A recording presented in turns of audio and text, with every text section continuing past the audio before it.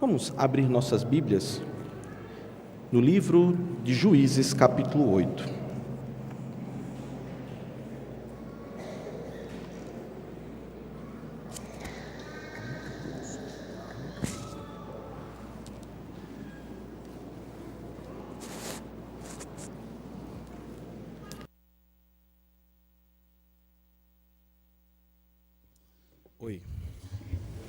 Oi. Vamos usar dessa forma hoje? Então, se você está nos acompanhando em toda essa série de exposições, você sabe que nós entramos há 2 domingos na leitura de Juízes, que conta a história de Gideão. Nós ouvimos como Gideão chegou. Gideão era aquele que não conseguia, que não tinha condições, mas o Senhor capacitou Gideão. No domingo passado, nós vimos como Gideão foi usado por Deus para vencer as batalhas em nome do Senhor. E agora nós entramos no último momento, no último versículo, capítulo que destaca a vida de Gideão. Todos os outros juízes foram citados em no máximo 2 capítulos, mas Gideão, o autor, decide reservar 3 capítulos para contar a história dele. E a gente entra nessa última parte da história de Gideão. Vamos então fazer essa leitura de Juízes capítulo 8. Assim diz o Senhor. Os efraimitas perguntaram então a Gideão: por que você nos tratou dessa forma? Por que não nos chamou para quando foi lutar contra Midian? E o criticaram duramente. Ele, porém, lhes respondeu: que é que eu fiz em comparação com vocês? O resto das uvas de Efraim não são melhores do que toda a colheita de Abiezer? Deus entregou os líderes midianitas, Oreb e Zebe, nas mãos de vocês. O que pude fazer não se compara com o que vocês fizeram. Diante disso, acalmou-se a indignação deles contra Gideão. Gideão e seus 300 homens, já exaustos, continuaram a perseguição, chegaram ao Jordão e o atravessaram. Em Sucote, disse ele aos homens dali: peço-lhes um pouco de pão para as minhas tropas. Os homens estão cansados, e eu ainda estou perseguindo os reis de Midian, Zeba e Zalmuna. Os líderes de Sucote, porém, disseram: ainda não estão em seu poder Zeba e Zalmuna? Por que deveríamos dar pão às suas tropas? E assim replicou Gideão: quando o Senhor entregar Zeba e Zalmuna em minhas mãos, rasgarei a carne de vocês com espinhos e espinheiros do deserto. Dali subiu a Peniel e fez o mesmo pedido aos homens de Peniel, mas eles responderam como os de Sucote. Aos homens de Peniel ele disse: quando eu voltar triunfante, destruirei esta fortaleza. Ora, Zeba e Zalmuna estavam em Carrancor, e com eles cerca de 15 mil homens. Eles foram todos os que sobraram dos exércitos dos povos que vieram do leste, pois 120 mil homens que portavam espada tinham sido mortos.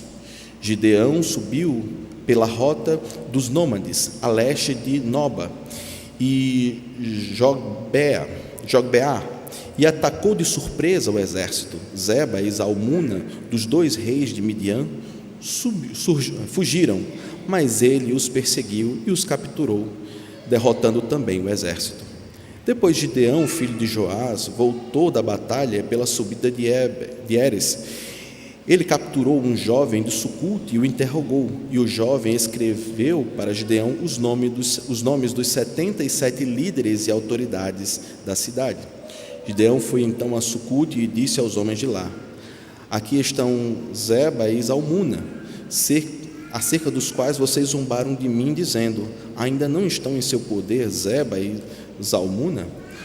Por que deveríamos dar pão aos seus homens exaustos? Gideão prendeu os líderes da cidade de Sucote, castigou-os com espinhos e espinheiros do deserto. Depois derrubou a fortaleza de Peniel e matou os homens daquela cidade. Então perguntou a Zeba e Zalmuna: como eram os homens que vocês mataram em Tabor? Eram como você, Responderam: cada um tinha um porte de um príncipe. Gideão prosseguiu: aqueles homens eram meus irmãos, filhos de minha própria mãe. Juro pelo nome do Senhor, que se vocês tivessem poupado a vida deles, eu não mataria vocês. Gideão voltou-se para Jéter, seu filho mais velho, e lhe disse: mate-os. Jéter, porém, teve medo e não desembanhou a espada, pois era muito jovem. Mas Zeba e Zalmuna disseram: venham, mate-nos você mesmo. Isso exige coragem de homem. Então Gideão avançou e os matou, e tirou os enfeites dos pescoços dos camelos deles. Os israelitas disseram a Gideão: reine sobre nós, você, seu filho, seu neto, pois você nos libertou das mãos de Midian. Não reinarei sobre vocês, respondeu Gideão, nem meu filho reinará sobre vocês. O Senhor reinará sobre vocês. E prosseguiu: só lhes faço um pedido, que cada um de vocês me dê um brinco de sua parte dos despojos. Os israelitas costumavam usar brincos de ouro. Eles responderam de boa vontade e os deram. Eles responderam: de boa vontade os daremos a você. Então estenderam uma capa e cada homem jogou sobre ela um brinco tirado de seus despojos.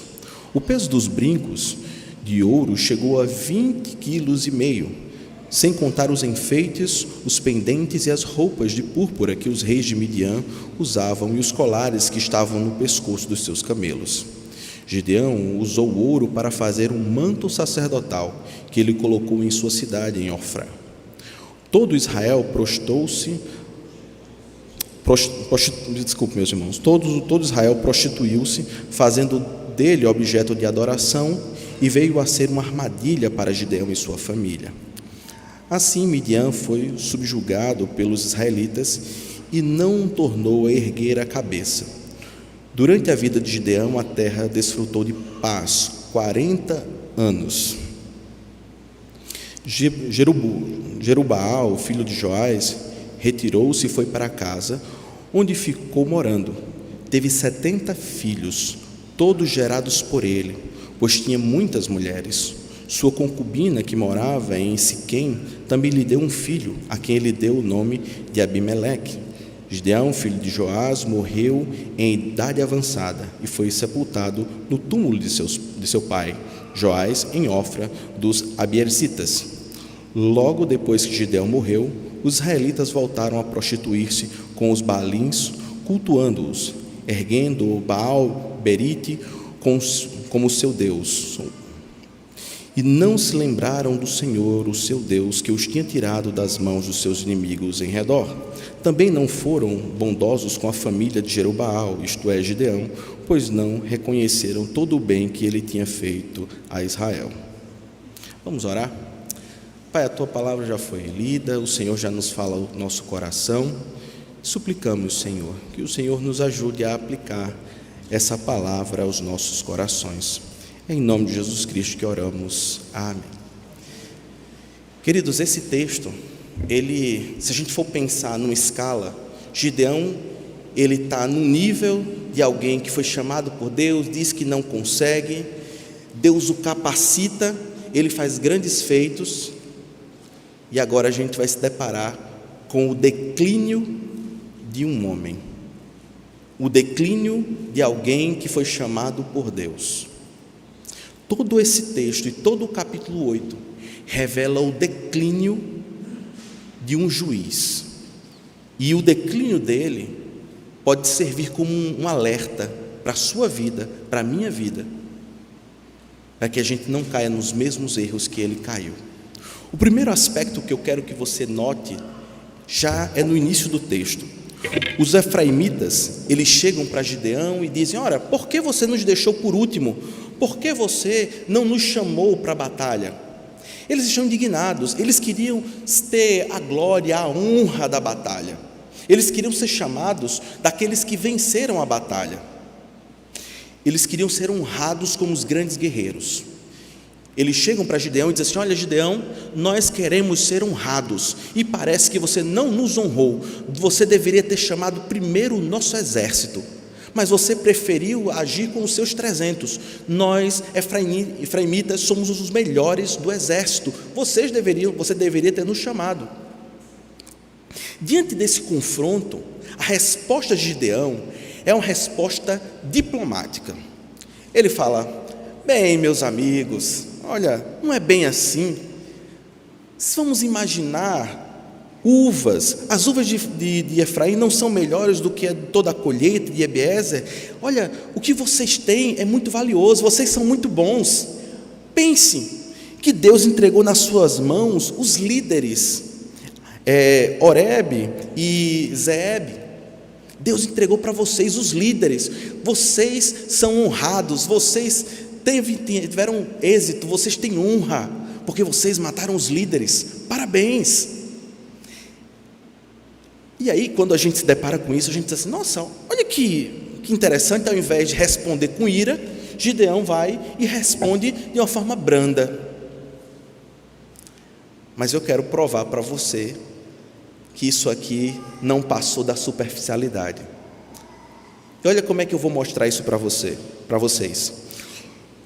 O texto, o autor nos conta, logo depois dele ter essa fala mansa, que os 300 soldados dele estavam o quê? Exaustos. Os 300 soldados estavam exaustos. Aí eu pergunto a você: quem é que vai entrar numa discussão com um exército cansado? Ninguém entra na batalha. Não, pastor, você tá pegando muito pesado com o Gideão. Vamos continuar o texto. Quando esse exército cansado chega à primeira cidade, Sucote, quando eles chegam a Sucote, lá eles pedem comida. A resposta daquele povo foi: não vamos dar comida. Qual foi a diplomacia de Gideão? Espere, quando eu voltar, eu vou pegar um espinheiro e vou dar uma surra em vocês. Ué, que estranho. Com um ele é diplomático, com outro ele ameaça. Não, isso aí foi só um excesso de raiva. Aí ele chega em Peniel. Em Peniel também não lhe é dada comida. Ele diz: quando eu voltar, eu vou derrubar as fortalezas de vocês. Vem o contraste. Numa hora ele é diplomático. O autor nos diz que o exército está cansado. Com esse exército cansado ele ameaça, mas ele não faz. O texto continua e diz que ele vai à perseguição e ele encontra os 2 líderes que ele estava procurando, Zeba e Zalmuna. Quando ele encontra esses 2, ele diz uma frase que eu quero que você note. Aqueles homens, versículo 8:19, aqueles homens eram meus irmãos, filhos da minha própria mãe. Juro pelo nome do Senhor, que se vocês tivessem poupado a vida deles, eu não mataria vocês. Qual o problema aqui? Um juiz, ele é levantado por Deus para acabar com todo tipo de idolatria, mas a perseguição militar que ele empreendeu a partir desse momento foi por vingança. Gideão já tinha esquecido qual era o princípio, o porquê ele estava lutando, porque o Senhor levantou ele. Deus levantou ele para acabar com a idolatria. Ele esqueceu disso, e agora a única força que estava motivando era a vingança. E nesse processo ele ainda coloca o seu filho mais velho no meio, e diz assim: olha, vai lá, mata, eu quero ver isso acontecer. Veja, aí o filho não mata, os dois líderes do exército zombam dele, ele vai lá e mata todos os 2 líderes. E aí, os exemplos de ira e vingança são muito mais do que aquele ato de diplomacia. O que faz com que a gente entenda que a resposta diplomática que ele dá para Efraim não era por outro motivo senão porque o exército estava exausto. Se o exército estivesse com um pouco mais de vigor, ele teria agido. E ele fala assim: mas é o mesmo povo? Sim, em Peniel e em Sucote, nesses dois lugares havia um povo de Deus.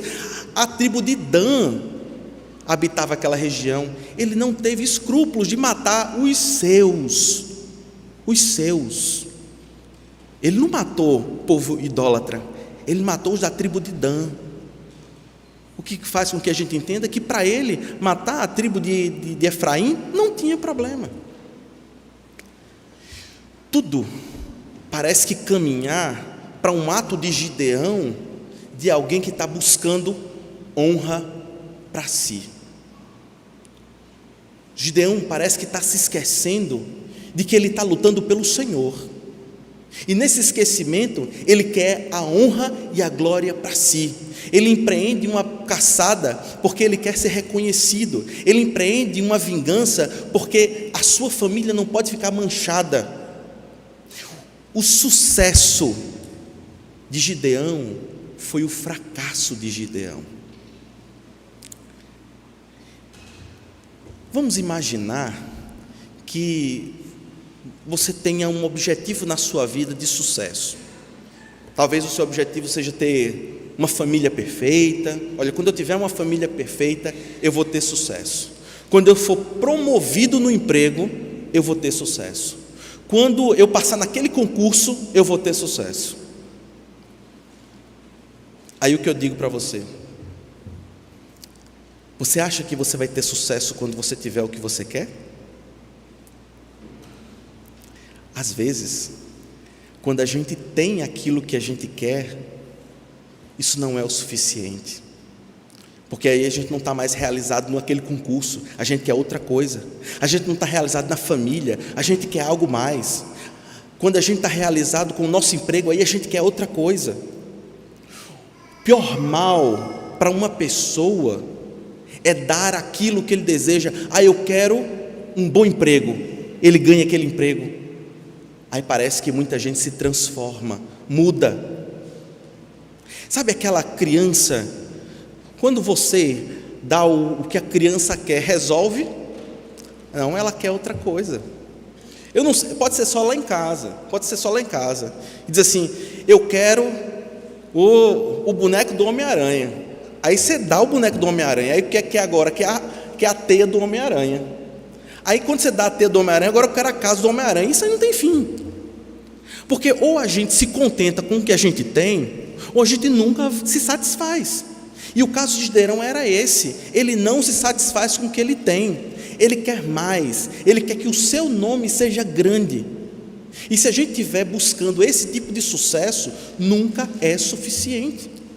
O fracasso da caminhada cristã começa com pessoas que não se satisfazem com o que Deus dá e querem que os seus nomes se tornem grandes, que os seus nomes sejam famosos, que a sua capacidade seja reconhecida. Esse foi o início da queda de Gideão. Ele queria que o seu nome, a honra fosse para ele. Aí eu pergunto para você: em que aspecto da sua vida você está dando mais honra a você mesmo e se esquecendo da honra a Deus? Quando você passa naquele concurso, quando você consegue algo que você está buscando muito, a quem você honra? A sua inteligência, a sua capacidade ou a Deus? Gideão bate no peito e parece que ele está dizendo que eu consegui, eu fiz isso, e isso fica tão evidente que ele volta nas cidades e ele diz: está aqui, eu fiz, eu prendi, e agora eu vou pegar o espinheiro e vou agredir vocês, agora eu vou derrubar a fortaleza de vocês. Esse é o aspecto da vida que pode afetar qualquer um de nós. Nem sempre aquilo que você quer é bom, quando essa coisa que você quer apenas traz honra e glória para você.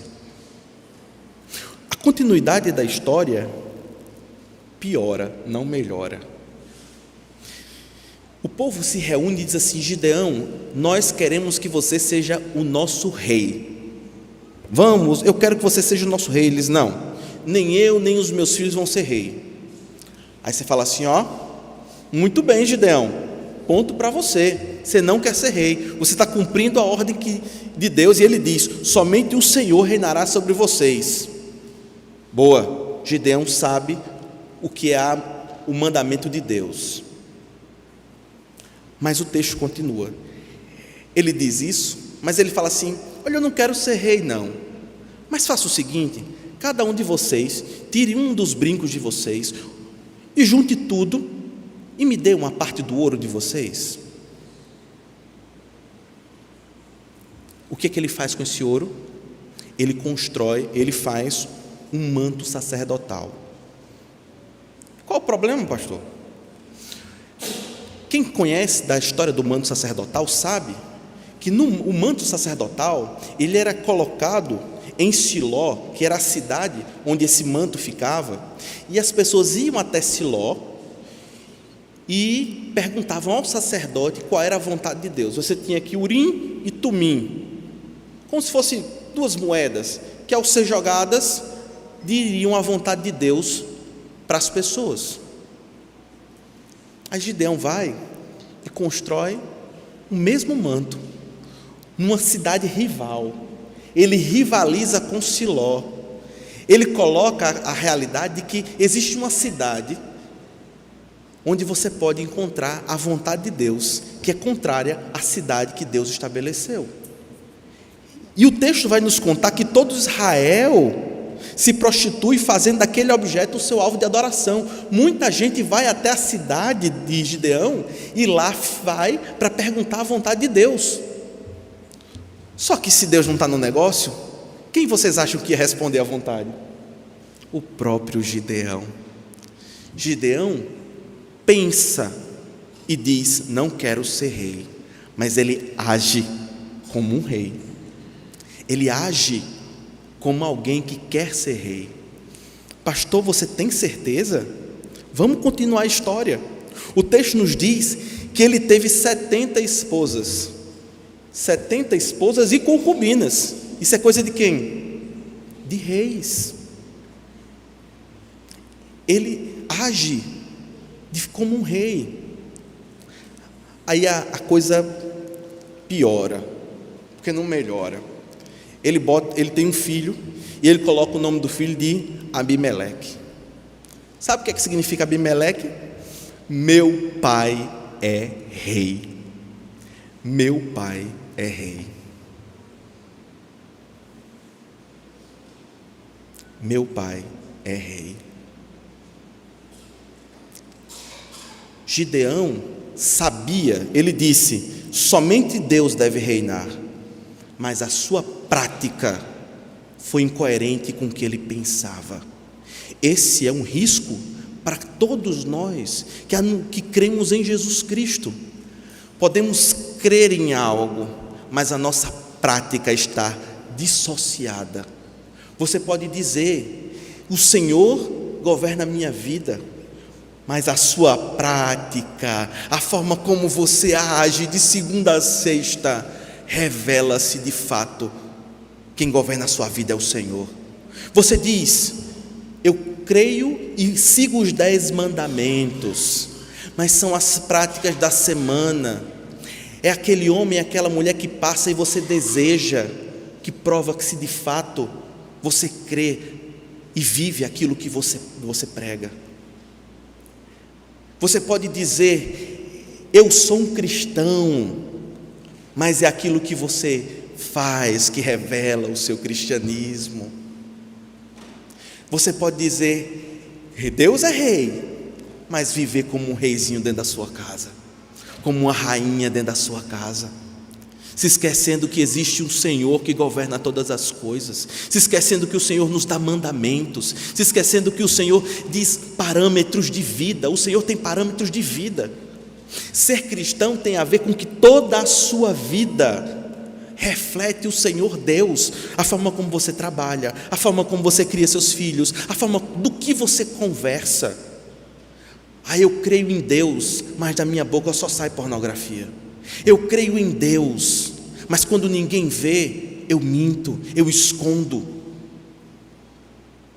Esse foi Gideão.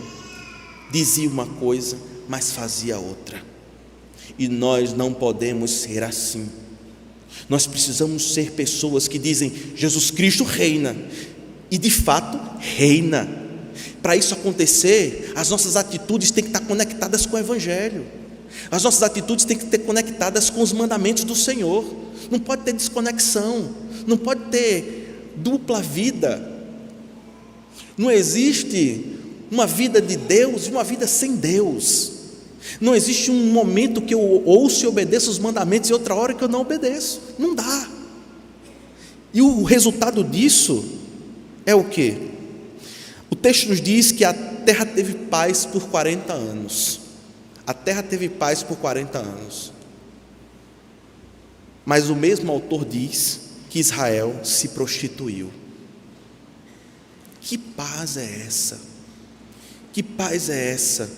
Que não tem inimigos, mas tem prostituição. O cristão, quando não sabe quem é o seu Senhor, quando não entende que aqui em cima tem alguém que é superior, ele coloca o dinheiro, o poder, as amizades, o sexo, qualquer outra coisa como centro da sua vida. Lembre que aqui em cima tem um Senhor, tem um Senhor. Agora, eu vou para o terceiro e último momento desse sermão, que é a forma como Gideão agiu como um rei. Como um rei, ele foi cruel. Como um rei, ele foi um prostituto, tendo diversas concubinas. Como rei, ele quis impor a sua vontade em detrimento da vontade de Deus, fazendo um manto que dizia a vontade de Deus. Como um rei, ele fez a sua vontade e não a vontade de Deus. Como um rei, ele se prostituiu. Como um rei, ele foi cruel. Agora, todos os juízes e todos os reis são uma sombra do verdadeiro rei que um dia viria. E o rei que veio foi aquele que entrou em Jerusalém, sentado num jumentinho. E esse rei não era cruel. Esse rei não veio para mandar, mas veio para ser servo. Veio para ser servo, se entregando na cruz por amor, dando a sua vida por você. Se Jesus fosse como esses reis da terra, ele governaria, ele imporia a crueldade, ele mandaria, quando na verdade o nosso rei é um servo que quando era questionado diz: eu estou fazendo a vontade de quem? Do Pai, não a dele.